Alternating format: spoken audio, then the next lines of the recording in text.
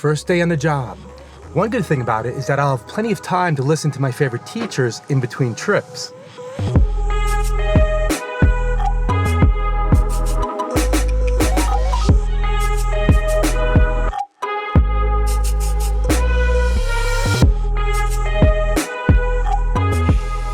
So, which one will you do? The Gaudapada, the first level, where you do not give any importance at all to this appearance, and you stick to the fact that it's one existence consciousness bliss, and I am that. You can do that. That is called Ajatavada, the theory of non-origination.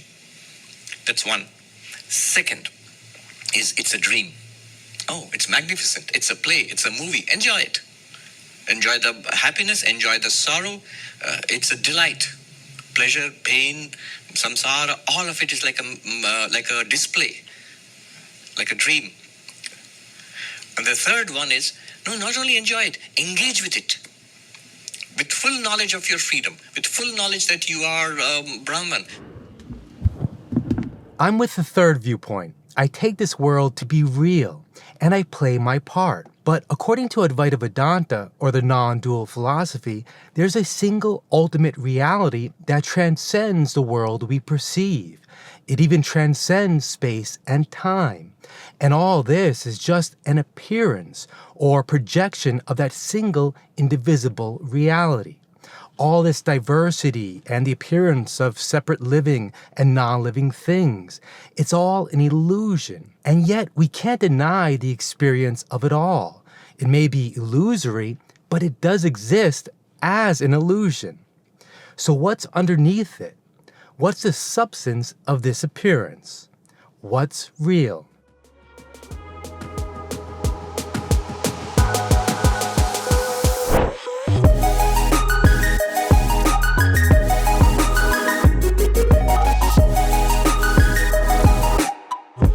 The dream metaphor is used a lot in non-duality.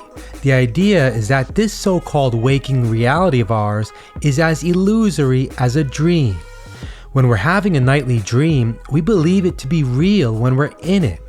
And yet, a single mind is making up the whole thing, creating all the people, places, and experiences. Like that, a single mind, the mind of God, could be making up all of us and this apparent world we live in. But there's a big difference. Our nightly dreams don't seem to be as stable, regular, and predictable as our waking experiences are. But then again, our ordinary thinking and memory isn't as stable and reliable as we'd want it to be anyway. But what definitely seems to exist is what we perceive as the world and the regularity and consistency of our laws of physics. The physical world must be real. First, we have to define what we mean by real. Most people have a sense that what's real objectively exists whether we want it to or not. It exists whether we perceive it or not, whether we know it or not. Whatever is real is not dependent on us thinking about it.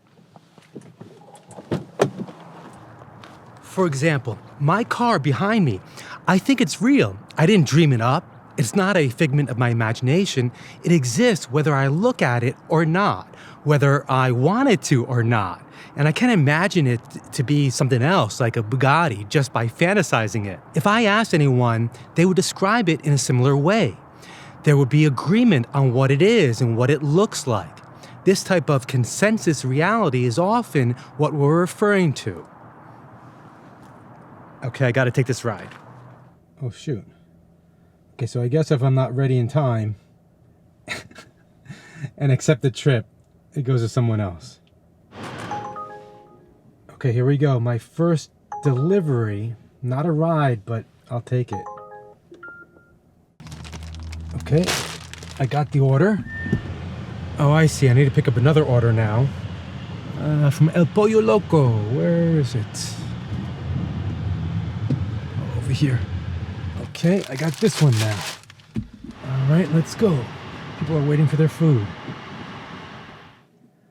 Okay, that's how much I made so far.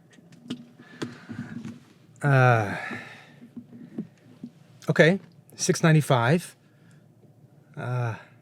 I think it's better if I do rides instead of drop-offs. Actually, what I'll do now is take lunch myself.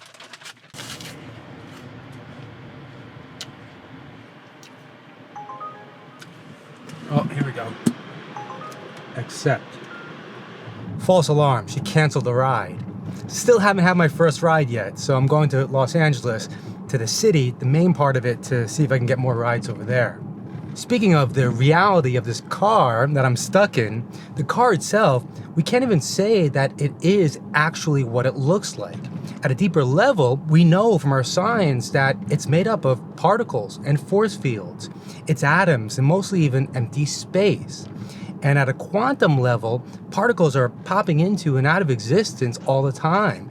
And they can't even be said to exist independently in the first place. What we perceive as a real world around us is just an appearance of a more fundamental reality.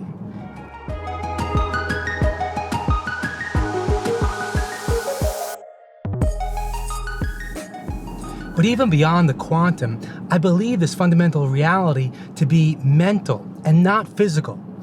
At first, that may not seem right because our personal minds are so fickle and unreliable. The so-called physical world seems to be much more orderly. But even though our thoughts are constantly changing and unpredictable, it doesn't mean that the mind of nature at large is the same type of mind. The laws of physics are very regular, reliable, and predictable, and can be said to represent this mind of nature, or the thought patterns in the mind of God. But it's still a mind. And the basis of all minds is pure consciousness, the pure potential for thoughts, the pure potential for experience. I would agree with Advaita that this consciousness, that which experiences anything, is the same consciousness in you and in me, and in anyone and in anything.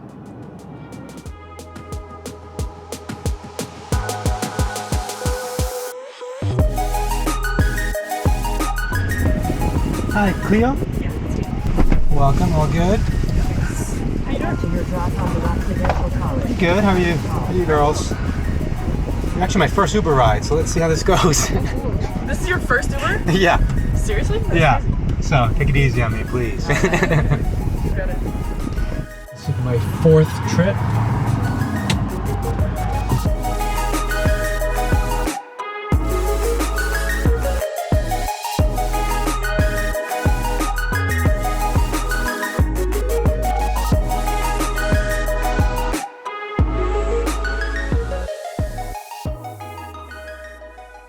That was quite the experience.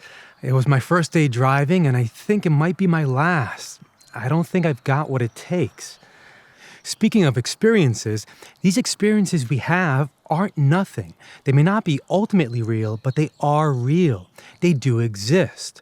I would say our nightly dreams are real too in this way. They are experiences. Delusions and fantasies are too. They may be more idiosyncratic and personal, but they're real for the individual. I don't think a consensus public experience is necessary to qualify what's real. Consensus does come into play when describing the objective mind of nature or what we perceive as a physical world.